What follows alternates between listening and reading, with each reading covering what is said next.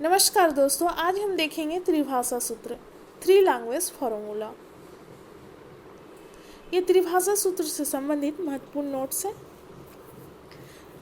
प्राय शिक्षण व्यवस्था में भाषा का महत्वपूर्ण स्थान होता है, लेकिन हमारी शिक्षा व्यवस्था में एक महत्वपूर्ण समस्या यह बनी हुई है कि हम किस भाषा में बच्चों को शिक्षा दें ताकि उनका सर्वांगीण विकास हो। स्वतंत्रता प्राप्ति के पश्चात शिक्षा में भाषा के संबंध में अनेक प्रश्न थे, जैसे कितनी भाषाओं की शिक्षा आवश्यक है, शिक्षा का माध्यम किस भाषा को बनाया जाए, किस स्तर पर किस भाषा की शिक्षा दी जाए और भाषा की शिक्षा का उद्देश्य, विस्तार और प्रयास क्यों जरूरी है आदि। इन प्रश्नों के समाधान के लिए अनेक समितियां, आयोग तथा परिषदों का गठन किया गया, जैसे ताराचंद्र समिति, मुदालियर आयोग, कोठारी आयोग, त्रिभाषा सूत्र आदि। इन समितियों ने समय समय पर भारतीय शिक्षण संस्थान सभा को अपना सुझाव प्रस्तुत करते रहे, जिसमें केंद्रीय शिक्षा सलाहकार मंडल द्वारा प्रस्तुत त्रिभाषा सूत्र प्रमुख है। त्रिभाषा सूत्र को समझने एवं इस पर विचार करने से पहले हमें यह जान लेना आवश्यक है कि त्रिभाषा सूत्र का संबंध प्राथमिक शिक्षा और उच्च शिक्षा से कोई इसका संबंध नहीं है। प्राथमिक स्तर पर 1947 के पहले से ही मातृभाषा को माध्यम के रूप में अपना लिया गया था। स्वतंत्रता प्राप्ति के बाद भी शासन ने प्राथमिक शिक्षा के क्षेत्र में बेसिक शिक्षा की नीति अपनाई। यहाँ पर हम यह कह सकते हैं कि प्राथमिक स्तर पर त्रिभाषा सूत्र का कोई भी संबंध नहीं है। यदि हम दूसरी ओर उच्च शिक्षा की बात करें तो उच्च शिक्षा में भी भाषा समस्या का प्रश्न भाषाओं की संख्या से नहीं है, परंतु विषय शिक्षण में भाषाओं के माध्यम की सुविधा का प्रश्न देखने को अवश्य मिलता है। जब 1857 में सर्वप्रथम 3 विश्वविद्यालय खुले, कलकत्ता विश्वविद्यालय, मद्रास और मुंबई विश्वविद्यालय, तो उच्च शिक्षा के माध्यम के रूप में किसी भी भारतीय भाषा पर विचार तक भी नहीं देखने को मिला। जब 1917 में सैडलर की अध्यक्षता में कलकत्ता विश्वविद्यालय आयोग का गठन हुआ तो उन्होंने 1919 में अपना प्रतिवेदन प्रस्तुत करते हुए कहा था कि भारतीय भाषाओं के लिए एक रीडर का पद होना चाहिए, जिसका परिणाम यह हुआ कि सन 1922 से 37 के बीच हमारे अधिकांश विश्वविद्यालय में भारतीय भाषाओं का उच्च अध्ययन होने लगा। साथ ही स्वतंत्रता से पहले विश्वविद्यालय में वैकल्पिक रूप में भारतीय भाषाएं विद्यमान तो थीं, परंतु शिक्षा का माध्यम अंग्रेजी ही बनी रही।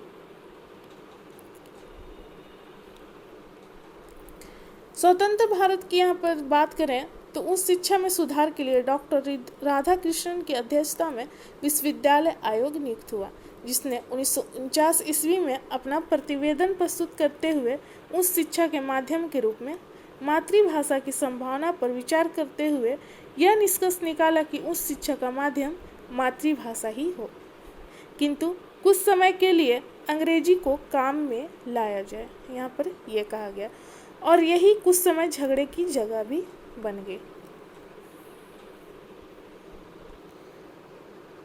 1967 में केंद्रीय शिक्षा मंत्री डॉक्टर त्रिगुण सेन ने विश्वविद्यालय में शिक्षा के रूप में क्षेत्रीय भाषाओं को लागू करने का संकल्प लिए तो अंग्रेज के समर्थकों ने पुनः कुछ समय मांगने का संकल्प लिया, किंतु सुयोग शिक्षा मंत्री ने कुछ समय और देने की जगह उन्होंने अपना त्यागपत्र देना उचित समझते हुए अपना त्यागपत्र दे दिया।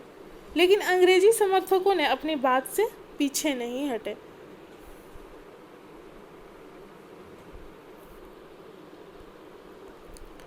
इस तरह यह सूत्र माध्यमिक शिक्षा के संदर्भ में ही सामने आता है। स्वतंत्रता प्राप्ति के पश्चात माध्यमिक शिक्षा में सुधार हेतु कई समितियों का गठन हुआ, किंतु भाषा समस्या में ज़्यादा सुधार नहीं हुआ। इसी बीच अक्टूबर 1952 में डॉक्टर लक्ष्मण स्वामी मुदालियर की अध्यक्षता में माध्यमिक शिक्षा आयोग की नियुक्ति हुई, जिसने जून 1953 में अपना प्रतिवेदन प्रस्तुत किया आयोग ने भाषा के संबंध में 3 निष्कर्ष निकाले थे। पहला, मातृभाषा या क्षेत्रीय भाषा को संपूर्ण माध्यमिक शिक्षा का माध्यम होना चाहिए। दूसरा, पूर्व माध्यमिक स्तर पर प्रत्येक बालक को कम से कम 2 भाषाएं पढ़ाई जाए।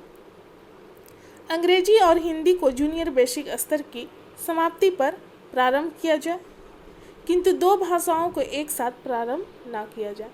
तीसरा यह है कि उच्चतर माध्यमिक स्तर पर कम से कम 2 भाषाएं पढ़ाई जाए, जिसमें एक मातृभाषा या क्षेत्रीय भाषा हो। मुदालियर आयोग ने भाषा की अनिवार्यता के संकेत इस प्रकार दिया था। पहला, मातृभाषा या क्षेत्रीय भाषा, और दूसरा, इनमें से चयन करना था। हिंदी है एक आधुनिक भारतीय भाषा, हिंदी के अतिरिक्त प्राचीन सांस्कृतिक भाषा, ये में से किसी में से एक चयन करना है। प्रारंभिक अंग्रेजी, जिन्होंने मिडिल स्कूल में अंग्रेजी नहीं पढ़ी उनके लिए था प्रारंभिक अंग्रेजी। उच्च अंग्रेजी, जिन्होंने पहले अंग्रेजी पढ़ी है। एक आधुनिक विदेशी भाषा अंग्रेजी के अतिरिक्त था।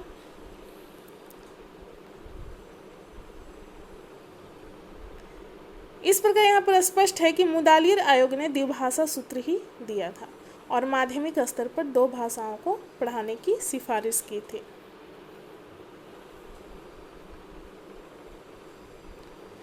मुदालियर आयोग के प्रतिवेदन से भाषा समस्या हल नहीं हुई। देश में इस भाषा पर विचार विमर्श चलता ही रहा। राज्यों में भी भाषा के प्रश्न पर अपने अपने ढंग से विचार विमर्श चलता रहा।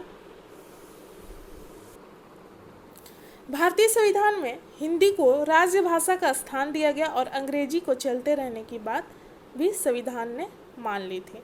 अंग्रेजी समर्थकों का ऐसा विश्वास था कि वे 15 वर्षों के पश्चात पुनः अंग्रेजी की रक्षा कर लेंगे, इसलिए वे अंग्रेजी की महिमा को गाने लगे और प्रचार करने लगे कि अंग्रेजी के बिना भारत का कोई काम नहीं हो सकता।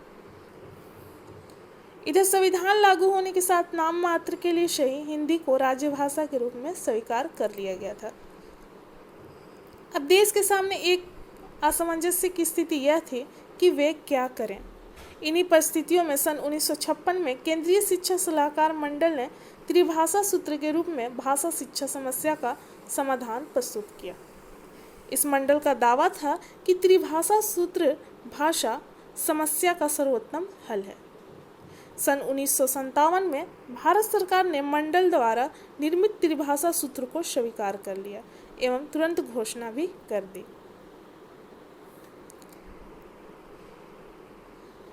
सन 1961 में मुख्यमंत्रियों के सम्मेलन ने भी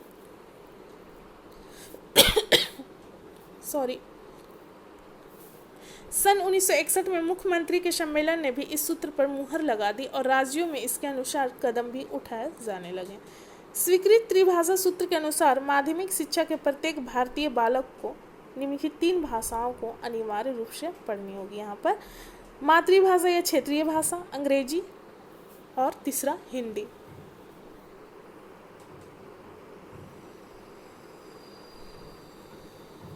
इस सूत्र के अंतर्गत अंग्रेजी भाषा की शिक्षा को अनिवार्य अध्ययन की संस्तुति की गई। इस कारण हिंदी भाषी प्रदेशों में अंग्रेजी को महत्व मिल गया। प्रदेश के प्रशासनिक भाषा के रूप में अंग्रेजी को अपना लिया गया। स्कूल एवं कॉलेजों में अंग्रेजी शिक्षा व्यापक स्तर पर फैल गई।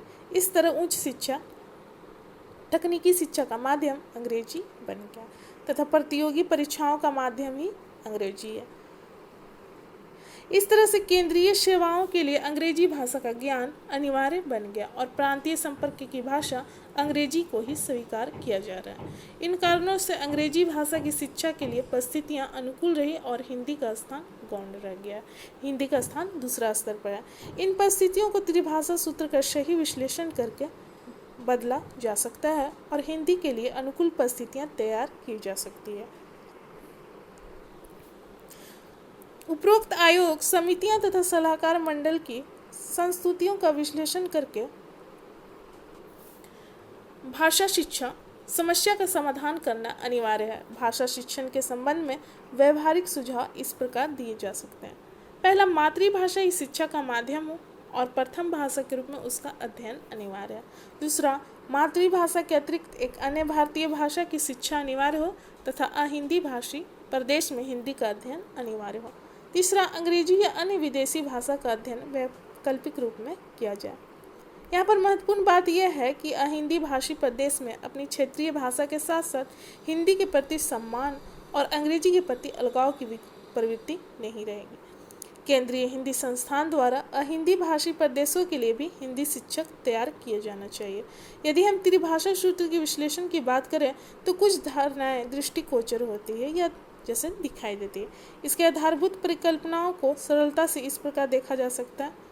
शिक्षा का माध्यम मातृभाषा तो होनी ही चाहिए, साथ में हिंदी का अध्ययन भी जरूरी है। दूसरा, भारत बहुभाषा भाषी देश है, अतः यहाँ मातृभाषा के अतिरिक्त भी संपर्क भाषा हो सकती है, इसलिए यहाँ मातृभाषा के अतिरिक्त भी संपर्क भाषा की शिक्षा दिया जाना चाहिए। तीसरा, भारत के संविधान ने राष्ट्रभाषा, राज्यभाषा, संपर्क भाषा के रूप में हिंदी को स्वीकार किया है, इसलिए संपर्क भाषा के रूप में हिंदी की शिक्षा दी जानी चाहिए। अंग्रेजी विश्व भाषा है, इसलिए अंग्रेजी की शिक्षा भी पूरे भारत में दिया जाना चाहिए।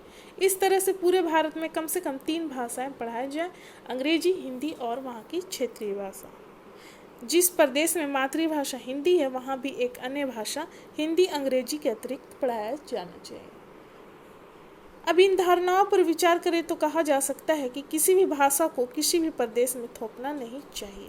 यदि आप हिंदी को राष्ट्रभाषा के रूप में पूरे प्रदेश के लिए लागू नहीं कराना चाहते तो कोई बात नहीं है, लेकिन अंग्रेजी को भी अनिवार्य नहीं किया जा सकता। अंग्रेजी को विश्व भाषा की दर्जा कैसे दिया जा सकता है? संसार के 6ठे भाग में फैले रूस में भी अंग्रेजी भाषा नहीं है। चीन में भी अंग्रेजी का प्रयोग नहीं किया जाता। अफ्रीकी और दक्षिण अमेरिका में भी अंग्रेजी की जनभाषा नहीं है वहाँ पर। जर्मनी, इटली, हॉलैंड आदि देशों में भी आम जनता की भाषा अंग्रेजी नहीं है।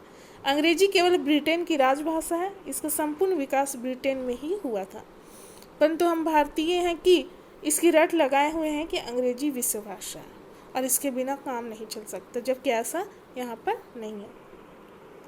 अतः हम कह सकते हैं कि त्रिभाषा सूत्र भी त्रुटिपूर्ण है। इसमें भी घुमा फिरा कर अंग्रेजी के पक्ष में ही बातें यहाँ पर कही गई है। इसकी जड़ें अंग्रेजी की मुँह में देखने को मिलता है। भारत की भाषा समस्या का हल त्रिभाषा सूत्र को रटने से नहीं हो सकता। हमें चाहिए कि एक ऐसे भाषा का सूत्रपात करें जिससे भारत के सभी विद्यार्थियों के लिए उपयुक्त हो।